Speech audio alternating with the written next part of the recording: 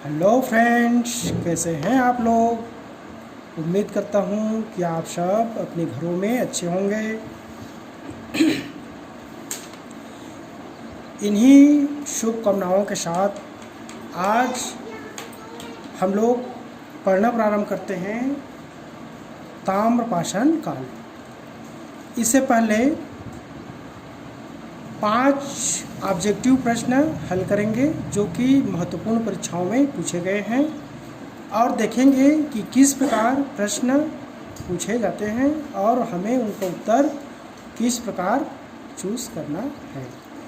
तो ताम्रपाषाण काल को पढ़ने से पहले पहला ऑब्जेक्टिव प्रश्न है, भारत में मानव का सर्वप्रथम साक्ष्य कहाँ से मिला है।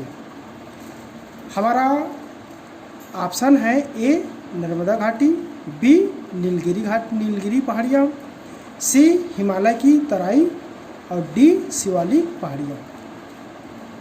हमारा उत्तर है डी शिवालिक पहाड़ियाँ। पाषाणकालीन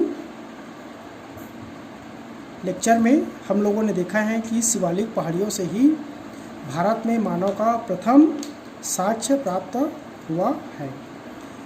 दूसरा प्रश्न है, भारतीय उपमहाद्वीप में कृषि के प्राचीनतम साक्ष्य प्राप्त हुए हैं। ऑप्शन है ए मेहरगढ़, बी कोल्डी हवा, सी लहुरा देव और डी सराय नहार राय। हमारा उत्तर है सी लहुरा देव। आपके पास पुरानी किताब होंगे या पुरानी आंसर शीट होगा, क्वेश्चन बुक होगा या किसी भी पीएससी का या यूजीसी नेट का क्वेश्चन पेपर होगा तो उसमें उत्तर लिया गया है मेहरगढ़। किंतु नवीन अन्वेषण से यह हमारा डेटा परिवर्तित हो गया है और उत्तर प्रदेश के संत कबीर नगर में एक स्थान है लहुरा देव, जहां से भारतीय उपमहाद्वीप में कृषि के प्राचीनतम साक्ष्य प्राप्त होने का साक्ष्य उद्घाटित हुआ है। अगला प्रश्न है, मानव द्वारा सर्वप्रथम प्रयुक्त अनाज था। मानव द्वारा प्रयुक्त सर्वप्रथम अनाज था। ए चावल, बी गेहूँ, सी जौ और डी बाजरा। हमारा उत्तर है सी जौ। अगला प्रश्न है, निम्न में से किन स्थलों से मध्य पाषाण काल में पशुपालन के प्रमाण मिलते हैं। पशुपालन के प्रमाण मध्य पाषाण काल में कहाँ से मिलते हैं। ए बोरी, बी लखनिया, सी औंदे और डी बागोर। हमारा उत्तर है डी बागोर। बागोर राजस्थान में है। हम लोगों ने मध्य पाषाण काल में लेक्चर में पढ़े हैं, इनको डीप कवर किए हैं कि बागोर जो है पशुपालन के प्राचीनतम साक्ष्य प्रस्तुत करते हैं। अगला प्रश्न है, 5वां प्रश्न है, इतिहास का जनक है, father of history. Who is the father of history. A Pluto, B Strabo, C Cunningham और डी हेरोडोटस। हमारा उत्तर है हेरोडोटस। यह यूनान का इतिहासकार है। यूनान में इतिहास लेखन की प्रारंभ हेरोडोटस द्वारा प्रारंभ हुआ है। इसको फिलॉसफी ऑफ हिस्ट्री में और देखेंगे। इसी प्रकार एक और है थ्यूसोडिडिस, जिनको इतिहास का द्वितीय पिता के नाम से जाना जाता है। वह भी यूनान का है, यूनान का था। अब देखते हैं, आप सभी के अनकॉन्शियस माइंड को एक्टिव मोड में लाने के लिए 2 प्रश्न आप लोगों के समक्ष मैं रखना चाह रहा हूँ और उनका उत्तर आप लोग या तो कमेंट बॉक्स में बताएंगे या अपना स्वयं उन्हें ढूंढ लेंगे। पहला प्रश्न है, संक्रमण काल के नाम से किसे जाना जाता है। संक्रमण काल के नाम से किसे जाना जाता है। ए पाषाण काल, बी मध्य पाषाण काल, सी नवपाषाण काल और डी ताम्रपाषाण काल। अगला प्रश्न है, केवल 2 ही प्रश्न दूंगा। एक ही कब्र में 3 मानव कंकाल मिले हैं, वे कौन सा है, कहाँ से मिला है, इसको और ढूंढना है। ए महादाह से, बी बुर्जहोम से, सी दमदमा से और डी लंगनाथ से। एक ही कब्र में 3 मानव कंकाल मिले हैं। ऑप्शन है ए महादाह से, बी बुर्जहोम से, सी दमदमा से और डी लंगनाथ से। इसका आंसर बताना है, ढूंढना है। अब हम लोग देखते हैं कि असिस्टेंट प्रोफेसर बनना हमारा उद्देश्य है। जो मित्र अभी तक यूजीसी, जेआरएफ, नेट या पीएचडी नहीं किए हैं तो वे यूजीसी, जेआरएफ और नेट के महत्वपूर्ण परीक्षा के लिए भी और असिस्टेंट प्रोफेसर के लिए भी विषय का डीप नॉलेज होना बहुत ही ज़रूरी होता है। इसीलिए यह चैनल डीप स्टडी कराने का भरपूर प्रयास करता है। आपको बहुत सारे चैनल मिल जाएंगे जो केवल कुछ ऑब्जेक्टिव को हाईलाइट कर वे पीएससी या यूपीएससी के प्रीलिम्स बेस पर पढ़ाते हैं, किंतु हमारा उद्देश्य असिस्टेंट प्रोफेसर बनना है और उसके लिए बहुत ही सब्जेक्ट का डीप स्टडी करना बहुत ही ज़रूरी होता है। इसलिए मेरा प्रयास यह होता है कि मैं आप लोगों को विषय से संबंधित सारी जानकारी प्रस्तुत करूं आपके सामने, ताकि आप अपने लक्ष्य को प्राप्त करने में सफल हो सके। इसलिए वीडियो थोड़ा सा लंबा हो सकता है क्योंकि हमारा लक्ष्य भी काफ़ी लंबा है, काफ़ी मजबूत है और काफ़ी महत्वपूर्ण है। इसलिए चलिए हम लोग इस लक्ष्य को प्राप्त करने की दिशा में हमारा आज का कदम है, अगला कदम है ताम्रपाषाण काल। यह नवपाषाण काल, ताम्रपाषाण काल अब तक पूर्व में पढ़े गए पाषाण काल से या आने वाले पूर्वोत्तर काल में जैसे हड़प्पा काल या लौह काल से किन मायनों में अलग है, इनको जानने का प्रयास करेंगे। इनकी क्या मुख्य विशेषताएं हैं और भारत में ताम्रपाषाण काल के साक्ष्य किन किन स्थलों से प्राप्त हुए हैं, इन सभी चीज़ों का हम डीप स्टडी करने जा रहे हैं। तो मित्रों, आप सभी इस वीडियो में अंत तक मेरे साथ बने रहिए और अपने लक्ष्य को प्राप्त करने की दिशा में निश्चित रूप से सहायक यह लेक्चर होगा, मैं ऐसा विश्वास करता हूँ। तो चलिए हम लोग प्रारंभ करते हैं ताम्रपाषाण काल। चूँकि नवपाषाण काल मुख्यतः 2 भागों में था, एक गैर मृदभांडी और दूसरा मृदभांडी काल। इसी नवपाषाण काल के मृदभांडी काल के अंतिम चरण में या मृदभांडी नवपाषाण काल के अंत में मानव ने धातु का प्रयोग करना प्रारंभ किया और मानव द्वारा सर्वप्रथम प्रयोग किया जाने वाला धातु है तांबा। चूँकि पाषाण औजार पहले से प्रयोग हो रहा था, उसके साथ साथ तांबे धातु का प्रयोग होना प्रारंभ हुआ, इसलिए दोनों को मिलाकर ताम्रपाषाण काल के नाम से जाना जाता है। ताम्रपाषाण काल वह काल जिसमें तांबे और पत्थर के औजार संयुक्त रूप से प्रयोग किए जाने लगे थे, इस काल को हम ताम्रपाषाण काल कहते हैं। चूँकि यह नवपाषाण काल से इस मायने में भिन्न है क्योंकि यहाँ पर सर्वप्रथम धातु तांबे का प्रयोग प्रचलन में पहली बार आया, इसलिए विद्वानों ने इस कालखंड को ताम्रपाषाण काल के नाम से चिन्हित किया है। हालांकि यहाँ पर आंशिक रूप से घटिया किस्म का कांसे का भी कुछ जगहों में प्रयोग किए जाने का साक्ष्य मिलता है, जैसे कि महाराष्ट्र का इमाम गांव, जिसमें बड़े पैमाने पर कांसे के मनके प्राप्त हुए हैं बड़े पैमाने पर, जो कि ताम्रपाषाणकालीन स्थल है। तो कहने का तात्पर्य है आंशिक रूप से कांसे का भी प्रचलन ताम्रपाषाण काल युग में प्रारंभ हो गया था। अब देखते हैं इनके जानकारी का स्रोत। ताम्रपाषाणकालीन जानकारी का स्रोत एक बुक है, वीजी चाइल्ड लेखक है। इनका किताब का नाम है व्हाट हैपेंड इन हिस्ट्री। इतिहास में क्या हुआ, क्या घटना घटी, यह इनका विषय है। इनसे हमें ताम्रपाषाण काल के बारे में जानकारी मिलता है। जो कि ताम्रपाषाण काल को अन्य नामों से भी जाना जाता है। नवपाषाण काल प्रचलन में था, इसलिए नवपाषाण काल ताम्रपाषाण के नाम से भी जानते हैं, या पाषाण ताम्र युग के नाम से भी इस ताम्रपाषाण काल को जानते हैं। जैसा कि हम लोगों ने देखे हैं कि ताम्रपाषाण काल युग से हड़प्पा सभ्यता का अस्तित्व में आने का अनुक्रम ज्ञात होता है। जैसे कुछ स्थल प्राक हड़प्पा कालीन मिला है, कुछ स्थल हड़प्पा के समकालीन मिला है, कुछ हड़प्पा उत्तर चरण के भी हमें यहाँ पर स्थल प्राप्त होते हैं ताम्रपाषाण काल चरण में।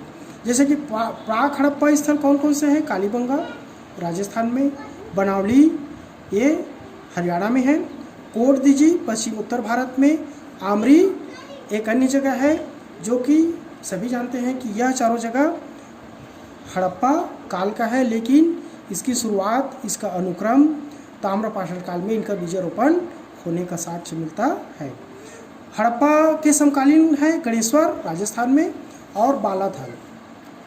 बालाथल एक ऐसा स्थल है राजस्थान में जहां ताम्रपाषाण काल के नगरीकरण होने का साक्ष्य प्रस्तुत मिलता है, चूँकि यहाँ पर परकोटे से घिरा हुआ था।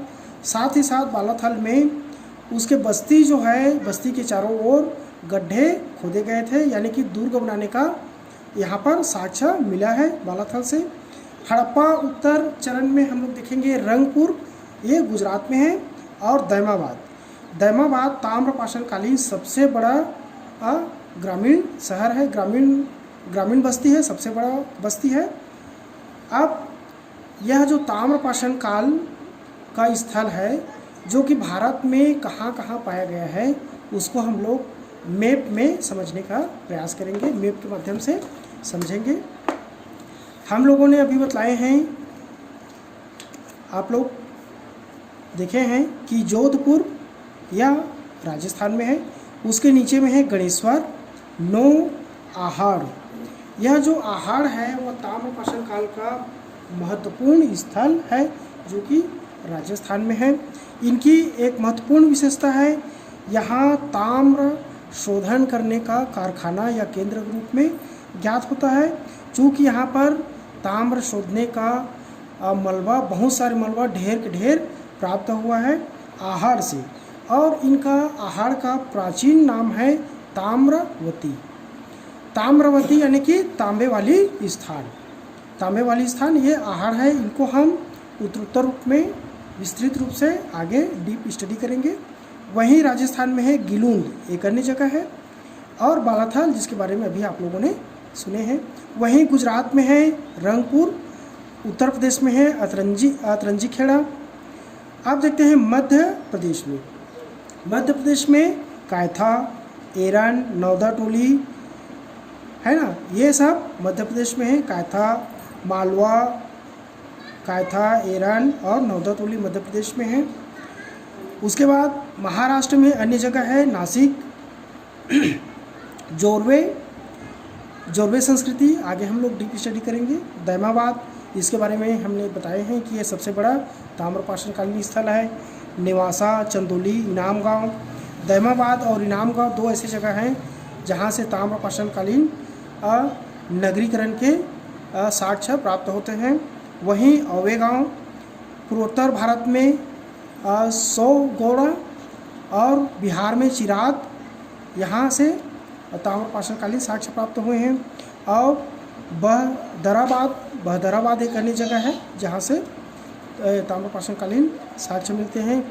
और पश्चिम बंगाल में पांडु राजा ढीबी, ये भी ताम्रपाषाण कालीन स्थल के साक्ष्य मिलते हैं। हालांकि यहाँ से नवपाषाण कालीन स्थल के साक्ष्य भी मिले हैं, किंतु ताम्रपाषाण के भी साक्ष्य पश्चिम बंगाल में पांडु राजा ढीबी से प्राप्त होते हैं।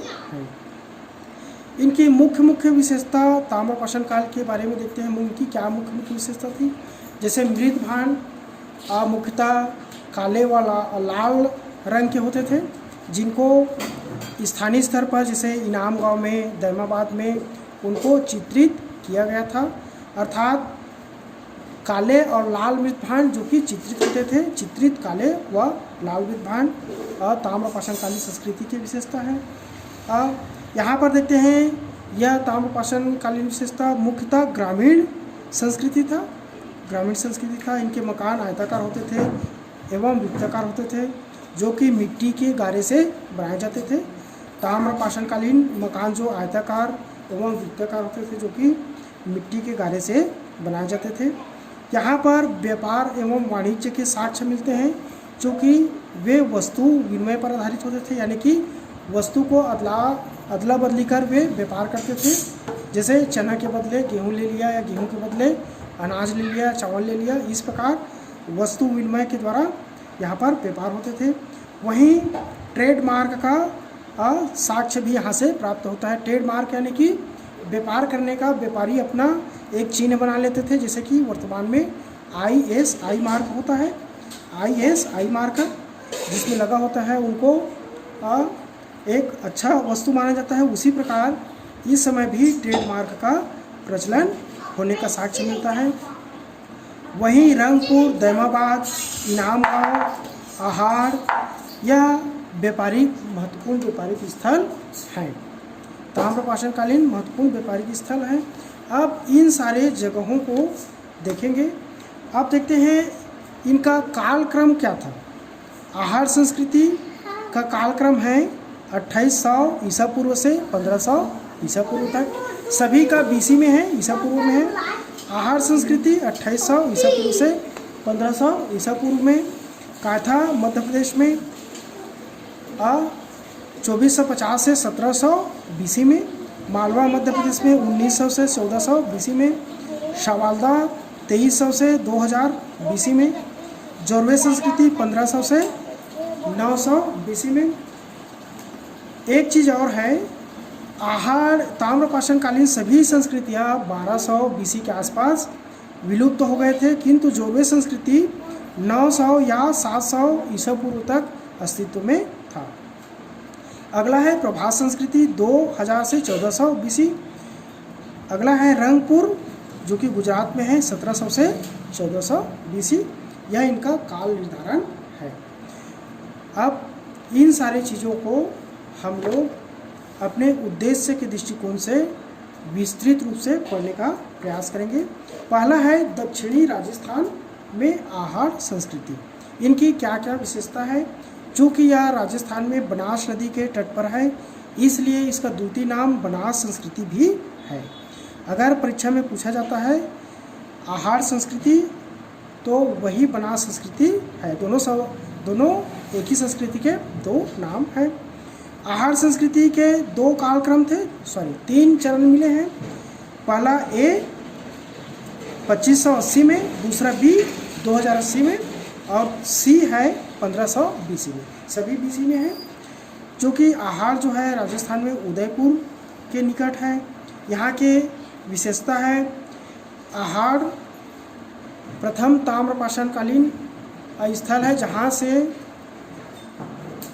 पत्थर के औजारों का पूरी तरह से पत्थर के औजार यहाँ से नहीं मिला है, यानी कि पत्थर के औजारों का पूरी तरीके से अनुपस्थित पाया गया है। ताम्रपाषाण से पत्थर के औजार बिल्कुल भी नहीं मिले हैं। जो भी औजार यहाँ से प्राप्त हुए हैं ये सभी तांबे धातु से बने हुए हैं। यहाँ पर तांबे के कुठारों की प्रचुरता मिली है। बहुत सारे तांबे के कुठार मिले हैं। तांबे गलाने से पैदा होने वाले मलबे ढेर के ढेर यहाँ से मिले हैं, इसलिए ये तांबा शोधन के केंद्र रहे हैं, ऐसा विद्वानों का मानना है। कुबरदार पशु मिले हैं। घिसाई पत्थर यानी कि आटा पीसने की चक्की। सिलबट्टे यानी कि प्रत्येक घर में उपयोग होता है सिलबट्टे, है ना। मूर्तिकाएँ यानी कि मिट्टी के मूर्ति, ये मिले हैं। आप देखते हैं यह जो आहार संस्कृति है उसमें 3 स्थल महत्वपूर्ण हैं और तीनों स्थलों को मिलकर आहार संस्कृति के नाम से जाना जाता है। पहला है एक तो आहार, दूसरा है गिलुंद और तीसरा है बालाथल। आप देखते हैं गिलुंद गिलून में अनपकी ईंटों की दीवारें प्राप्त हुई है। वहाँ के जो घर बने हुए थे वे कच्ची ईंटों के बने होते थे। चबूतरा गिलून में मिला है। पत्थर के फलक वहाँ से प्राप्त होते हैं। और इसके बाद है बालाथल। देखते हैं इनका समय है 2600 BC से 2000 BC तक। यहाँ का घर जो है घर बनाने में इन लोग पत्थर के बड़े बड़े खंडों का प्रयोग करते थे, जो कि अपने आप में एक अलग विशेषता है। ऐसी ही विशेषता परीक्षाओं में पूछा जाता है। बालाथल एक ऐसा जगह है जिनके घर बड़े बड़े पत्थर खंडों से बने होते थे। इनके घर में अनेक कमरे होते थे, अनेक रूम बने होते थे, जिसमें रसोई घर बना होता था, भंडार के लिए अलग कमरा होता था। इस प्रकार अलग कई खंडों में इनके कमरे थे। और यहाँ से कुम्हार के 2 आवे मिली है। फसल को देखते हैं बालाथल में किस प्रकार फसल होते थे। गेहूँ, जौ, मटर, अलसी, बेर, काले एवं हरे चना यहाँ से प्राप्त होते हैं। और यही फसल जो है मुख्यतः ताम्रपाषाण काल के सभी जगहों से भी प्राप्त होता है।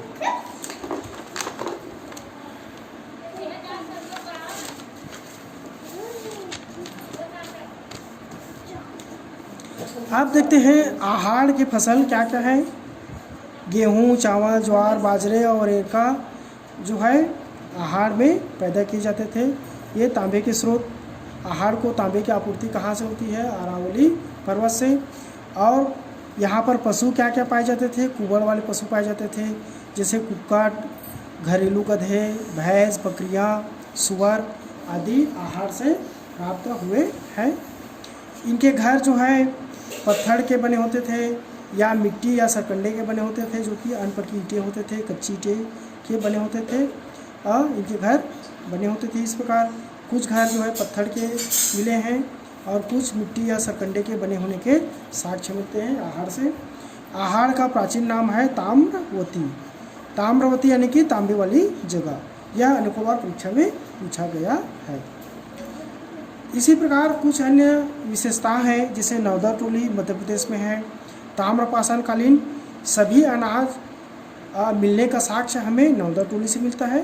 ताम्रपाषाण कालीन ऐसे स्थल जहाँ से सभी अनाज के प्राप्त होने का साक्ष्य नवदा टोली मध्य प्रदेश से प्राप्त हुआ है।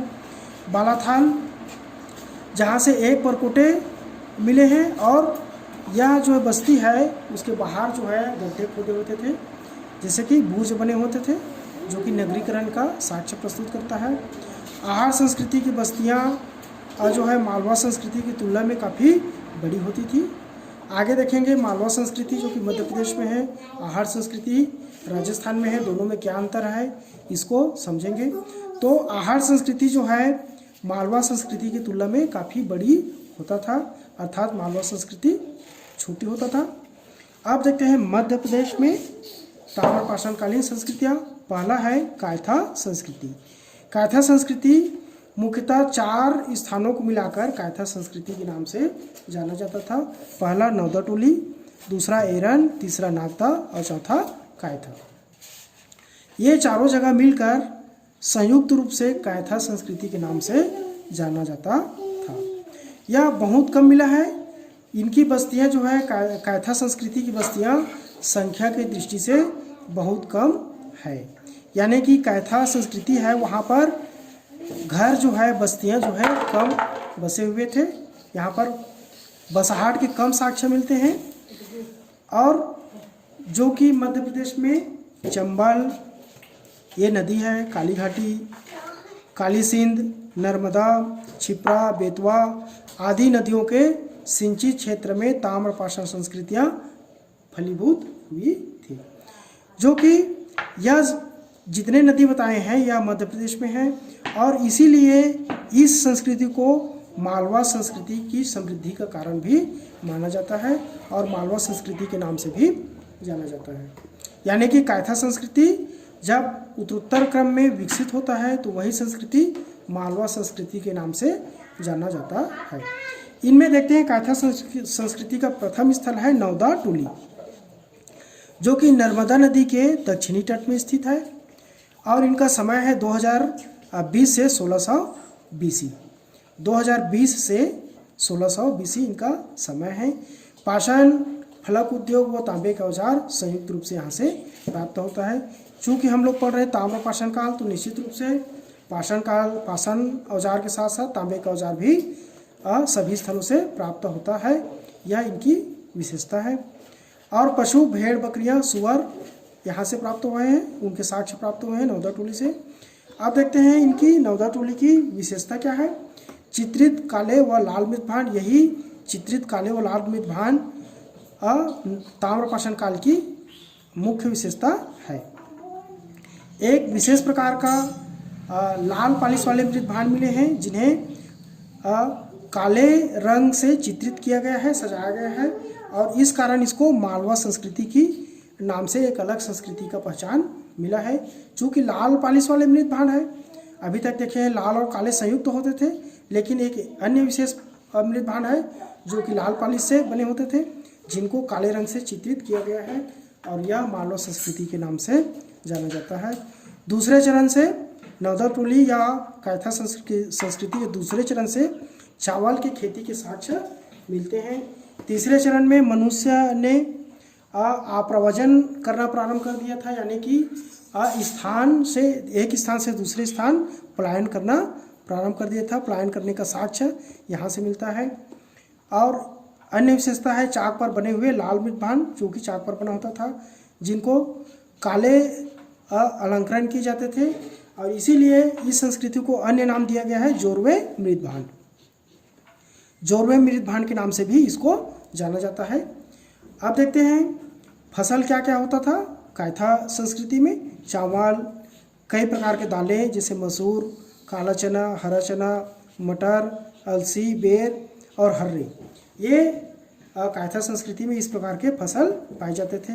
औजार, तांबे की मछली पकड़ने का एक कांटा मिला है, सपाट कुठार मिला है, प्रस्तर, बनके आदि यहाँ से औजार के रूप में प्रयुक्त किया जाता था। अगला है कैथा संस्कृति, देखते हैं, जो कि उज्जैन में छोटी काली सिंध नदी के तट पर स्थित है।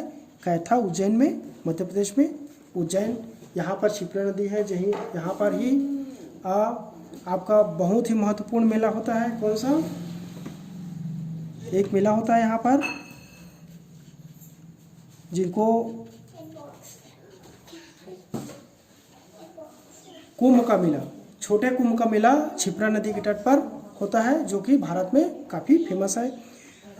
तीसरे चरण से पता चलता है कि कैथा जो है इनका 2 बार उत्खनन किया गया था। इनका समय है 2400 BC से 2100 BC तक। चूँकि NCERT की किताब में एक अन्य समय मिलता है 2450 BC से 1700 BC और इसी को हम लोगों को मानना है। 2450 BC से 1750 BC NCERT की किताब में इनका समय है, जिनको हमको सही मानना है। और कैथा संस्कृति के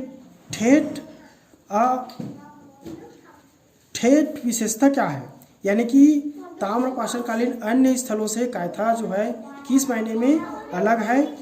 ये यहाँ से सुंदर और मजबूत और चाक पर बने हुए मृतभांड मिले हैं, बहुत ही सुंदर, जो कि बहुत ही मजबूत होता था और वे चाक पर बने जाते थे, जिसको भूरे लेप पर जामुनी रंग से रेखी पट्टियाँ हैं। यह भूरे लेप पर जामुनी रंग से रेखी पट्टियाँ हैं, जो कि कैथा से मिला है। तांबे की 27 चूड़ियाँ मिली हैं, जो कि 2 अलग अलग बर्तनों में रखे गए थे। तांबे की 2 बर्तनों में रखे हुए 27 चूड़ियाँ और सैल खड़ी की 40,000 सूक्ष्म मनके। देखिए ऑब्जेक्टिव प्रश्न कैसे बनता है, ये डिस्क्रिप्टिव चीज़ से ही ऑब्जेक्टिव प्रश्न बनता है। हम लोग देख रहे हैं सैल खड़ी के 40,000 सूक्ष्म मनके कहाँ से मिला है, कैथा से मिला है। यही हमारा ऑब्जेक्टिव प्रश्न ऐसे ही बनता है। पशु और घोड़े की मूर्तिकाएँ भी यहाँ से मिले हैं। मूर्तिकाएँ यानी कि उनकी मूर्ति। फर्श युक्त सरकंडे, मिट्टी की झोपड़ियाँ बने हैं। इनके मकान फर्श युक्त होते थे, सरकंडे के बने होते थे, ढके होते थे और मिट्टी से ढके हुए झोपड़ियाँ भी यहाँ से मिला है, जो कि अन्य मुख्य विशेषता कैथा संस्कृति की है। यानी कि मुख्य विशेषता इनका और सुंदर मजबूत चाक पर बने हुए मृत भांड है जो कि भूरे लेप पर जामुनी रंग का रेखीय आकृति है। देखिए जामुनी रंग का रेखीय आकृति पहली बार सुनने को मिल रहा है ताम्रपाषाण संस्कृति में, जो कि कैथा में है। और यहाँ पर 27 चूड़ियाँ मिली है जो कि अलग अलग 2 बर्तनों में है। ये भी एक कैथा संस्कृति की अलग विशेषता है। और 40,000 सूक्ष्म मनके, 40,000 सूक्ष्म मनके हैं। इस प्रकार देखते हैं। अगला स्थल है एरन, बेतवा नदी में है। या बेतवा नदी भी मध्य प्रदेश में है। 1700 BC से 1170 BC में इनका समय है। और नागदा अन्य स्थल है। नागदा, एरन और नागदा दोनों स्थलों से ताम्रपाषाण कालीन मिट्टी की मोटी मोटी दीवारें मिली हैं। यानी कि ये नवदा टोली से मिट्टी की मोटी मोटी दीवारें मिली है एरन और नागदा दोनों से, जो कि अपने आप में एक अलग विशेषता है जो कि अभी तक किन्हीं अन्य जगह से नहीं मिला है। ताम्रपाषाण कालीन की दृष्टि से देखें तो सबसे विस्तृत उत्खनन पश्चिम महाराष्ट्र में किया गया है।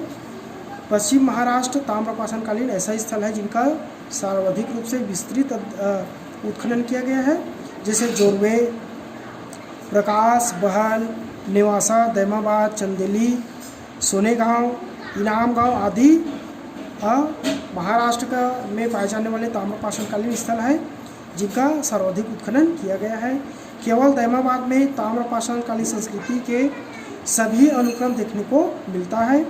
दैमाबाद महाराष्ट्र में है। यहाँ से ताम्रपाषाण कालीन संस्कृति के सभी अनुक्रम यानी कि स्टेप बाय स्टेप यहाँ से पूरी स्टेप की जानकारी यहाँ से दैमाबाद से मिलता है।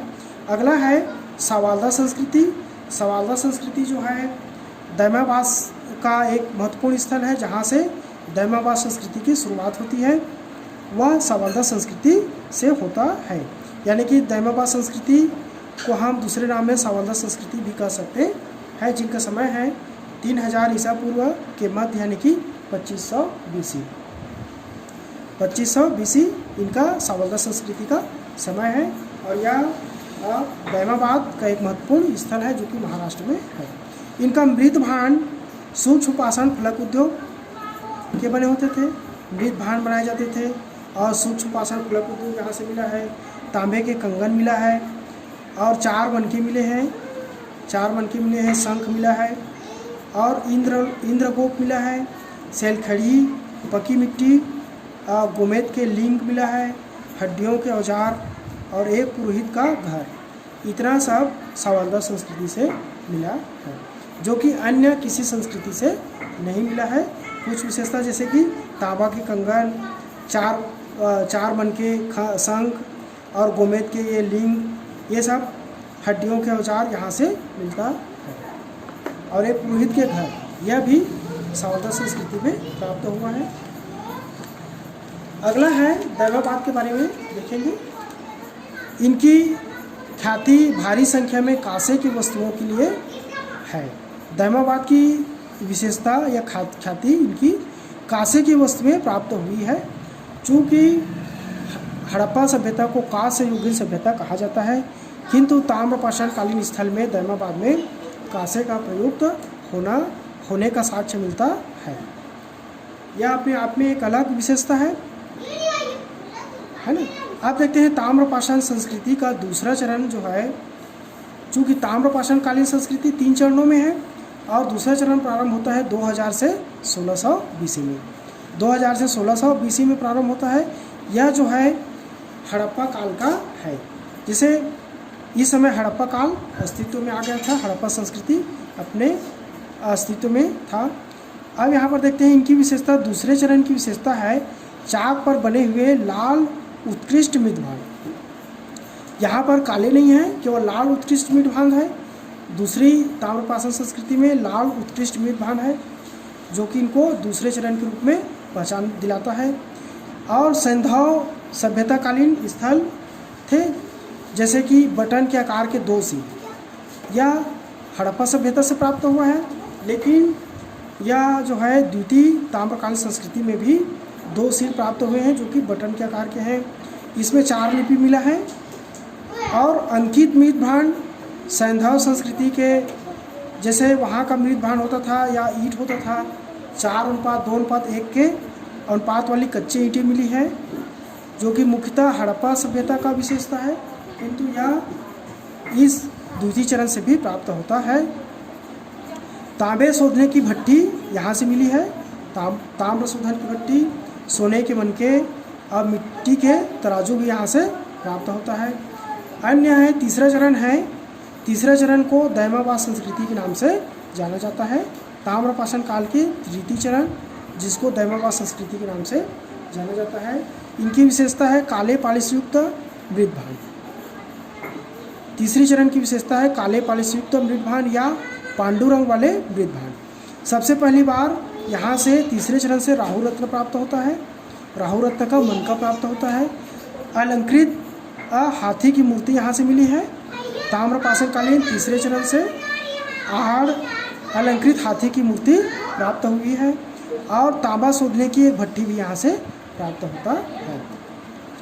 दैमाबाद के पांचवें चरण को जोरवे संस्कृति के नाम से जाना जाता है, जो कि दैमाबाद का पांचवा चरण है, जो कि महाराष्ट्र में है और यह सबसे मुखर ताम्रपाषाण काल का चरण था। जोरवे संस्कृति, यहाँ से 200 स्थलों का पता चला है। जोरवे संस्कृति से 200 ताम्रपाषाण कालीन स्थलों का पता चला है। जोरवे संस्कृति महाराष्ट्र में है, इनको देखते हैं जोरवे संस्कृति को। जोरवे संस्कृति महाराष्ट्र में 1500 से 700 ईसा पूर्व में है। महाराष्ट्र में 1500 से लेकर 700 बीसी तक इनका काल है, जोरवे संस्कृति का काल है।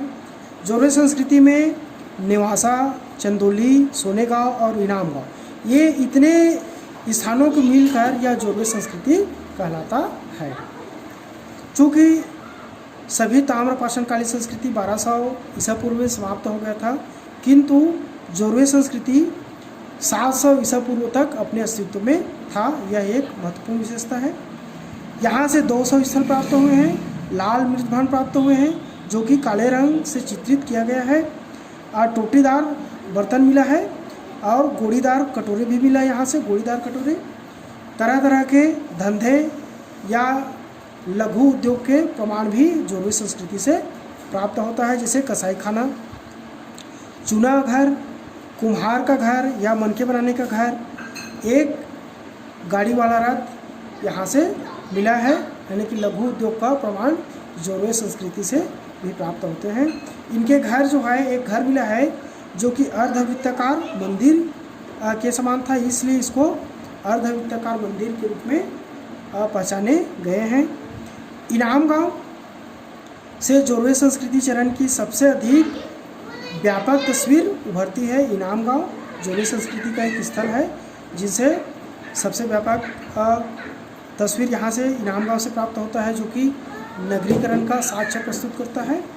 देखेंगे, उत्तर जोरवे काल में एक वृत्ताकार घरों के समूह मिला है।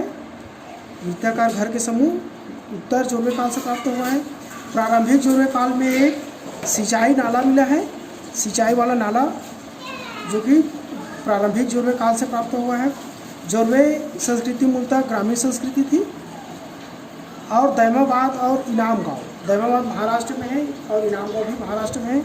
यह स्थल नगरीय अवस्था का आभास दिलाता है, नगरीय अवस्था का आभास दिलाता है। अगला स्थल है चंदौली। तांबे की छैनियाँ, हल्के उभार वाले हल्के उभार वाले भाले, मछली पकड़ने के तांबे का कांटा चंदौली से मिला है। जोरवे संस्कृति के अंतर्गत स्थल है चंदौली। नेवासा भी जोरवे संस्कृति में है, महाराष्ट्र में।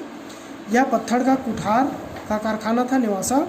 एक सावधान मिला है नेवासा से, जो कि रेशम धागे से गूंधे हुए मनके वहाँ से प्राप्त हुआ। सावधान को जब खोदा गया तो वहाँ से रेशम के धागे से बंधा हुआ मनका मिला है, मनका। और सन सूत के भी साथ यहाँ मिलते हैं, सन सूत के साक्ष्य से भी यहाँ मिलते हैं नेवासा से। पक्की मिट्टी से बने हुए मातृदेवी की मूर्तिकाएँ यहाँ से मिलती है, जो कि ताम्रपाषाणकालीन लोगों के धार्मिक विश्वास को परिलक्षित करता है कि वे लोग मातृ देवी जैसे चीज़ों का आराधना करते थे या पूजा करते थे। इनाम गांव ताम्रपाषाण युग की सबसे बड़ी बस्ती है इनाम गांव, चूँकि ताम्रपाषाण युग की सबसे बड़ी बस्ती है दैमाबाद, वो महाराष्ट्र में है, और दूसरी सबसे बड़ी बस्ती है इनाम गांव, यह भी महाराष्ट्र में है। जो कि इनाम गांव किलाबंद था और यहाँ खाई से घिरे होने का प्रमाण मिला है। इनाम गांव खाई से घिरा हुआ था और यह किलाबंद बस्ती था। हालांकि ग्रामीण सभ्यता थी लेकिन वे किलाबंद था और उनके घर जो है, बस्ती जो है, खाई से घिरा हुआ था, जो कि नगरीकरण का प्रमाण प्रस्तुत करता है। ताम्रपाषाण कालीन लोग वस्त्र निर्माण से परिचित हो चुके थे, वस्त्र बनाना उन लोग सीख गए थे, ऐसा इनाम गांव से जानकारी मिलता है। जैसे कुम्हकार, धातुकार, हाथीदांत आदि शिल्प उद्योग, चूना बनाने वाले और मिट्टी के खिलौना को टेराकोटा कहा जाता है, टेराकोटा कला, जिसमें मिट्टी के खिलौने बनाए जाते थे, ऐसे साक्ष्य इनाम गांव से प्राप्त होता है।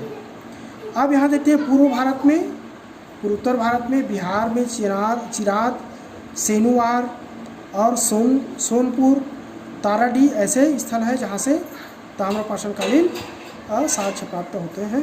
पश्चिम बंगाल में पांडु राजा डीवी, यहाँ से नवपाषाण कालीन साक्ष्य भी मिला है, किंतु ताम्रपाषाण साक्ष्य भी यहाँ से प्राप्त होता है, इसे महिषदल भी है। अब कुछ विशेष बातें हैं जो ताम्रपाषाण काल के संबंध में हम लोग को जानना बहुत ही जरूरी है। जैसे कि धार्मिक विश्वास, मातृदेवी और वृषभ, बहुत सारे वृषभ या कुंवर दाल बैल के अवशेष यहाँ से प्राप्त हुए हैं। इसलिए विद्वानों का ऐसा मानना है कि ताम्रपाषाण कालीन लोग धार्मिक विश्वास करते थे। यह धार्मिक विश्वास के होने का यहाँ से प्रचलन प्रारंभ हो गया था। यहाँ की अर्थव्यवस्था मुख्यतः कृषि पर आधारित था, जो कि मुख्यतः काले मिट्टी में खेती करते थे और मुख्य फसल थे ताम्रपाषाण कालीन मुख्य फसल थे गेहूँ, जौ, चावल, दालें, मसूर आदि, ये ताम्रपाषाण कालीन मुख्य फसल थे। मृदभान, चित्रित मृदभान का प्रयोग करते थे, जो कि काले व लाल रंग के बने होते थे, जिस पर चित्रकारी की जाती थी। काथा और एरन सबसे प्राचीन ताम्रपाषाण कालीन बस्ती है, जबकि महाराष्ट्र की बस्तियां उसकी तुलना में नवीनतम होने का या बाद में होने का मालूम होता है। महाराष्ट्र की बस्तियां, पश्चिमी महाराष्ट्र की बस्तियां काथा और एरन की तुलना में बाद के होने का मालूम होता है। बस थोड़ा सा है। हम लोगों ने अनेकों बार यह पढ़ चुके हैं कि 1200 ईसा पूर्व में सभी ताम्रपाषाण कालीन बस्तियां पतन की ओर पतन हो चुका था, किंतु जोरवे संस्कृति 700 ईसा पूर्व तक जीवित रहा। इनका पतन का मुख्य कारण है सूखा पड़ गया था या बहुत ही कम वर्षा होता था, अल्प वर्षा होता था, इसके कारण ताम्रपाषाण संस्कृति का पतन हो गया। ताम्रपाषाण समुदाय चाक पर बने मृदभान का प्रयोग करते थे, जो कि काले व लाल मृदभान से बने होते थे। सर्वप्रथम ताम्रपाषाण लोगों ने ही प्रायद्वीपीय भारत में बड़े बड़े गांव बसाए थे। एक इनका अन्य विशेषता है, प्रायद्वीपीय भारत यानी कि दक्षिण भारत में बड़े बड़े घर गांव बसाए जाने का प्रारंभ ताम्रपाषाण काल में हमें मिलता है। मालवा उत्कृष्टम ताम्रपाषाण मृदभान प्राप्त होने का साक्ष्य प्रस्तुत करता है। उत्कृष्टम ताम्रपाषाण मृदभान कहाँ से मिला है? मालवा से मिला है। नवदतुली सर्वाधिक अनाज के साक्ष्य प्रस्तुत करते हैं। दैमाबाद सबसे बड़ी बस्ती है, जो कि गोदावरी नदी के तट पर है।